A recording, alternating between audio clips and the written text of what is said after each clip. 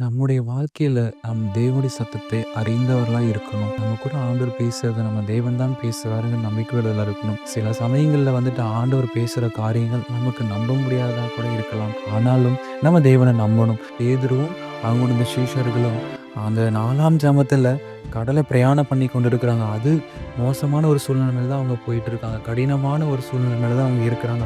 அப்போது அந்த இடத்துல தேவன் காணப்படுறார். தேவனை பார்க்குறாங்க. ஆவேசம் சொல்றாங்க. ஆனா பேதுரு வந்துட்டு பேசுறாரு. "நீரே ஆனால் எனக்கு கட்டளையிடும், நான் இந்த ஜலத்தின் மேல் நடக்கும்படி" என்று அவர் கேட்கிறார். அப்போ தேவன் வான்னு சொல்லிட்டாரு. அப்போ பேதுரு அந்த வார்த்தையை விசுவாசிக்கிறார், நம்புறார். இப்படி கூட நடந்திருக்கலாம். "நீ போகாத, போகாத. இது கடல். இந்த கடல்ல நீ போய் நடக்க முடியுமா? நீ நடந்தனா நீ வந்துட்டு உன்னோட ஜீவன் உன்கிட்ட இருக்காது. நீ வந்துட்டு பைத்தியக்காரனை போல நீ பண்ணாத" அப்படின்னு கூட சொல்லியிருக்கலாம். ஆனாலும் பேதுரு எதையுமே கேட்கல.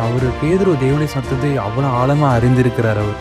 அந்த சத்தத்தை கேட்டு நம்பி அவரு தன் காலை எடுத்து வச்சு அவரு நடக்க ஆரம்பிச்சார். இது போல நம்முடைய வாழ்க்கையிலும் கடினமான சூழ்நிலையில தேவனுடைய வார்த்தை நமக்கு வருமானம் நம்ம அந்த வார்த்தையை கேட்டு நம்ம நடந்தால் தேவன் நம்முடைய வாழ்க்கையை வெற்றியாக மாட்டோம்.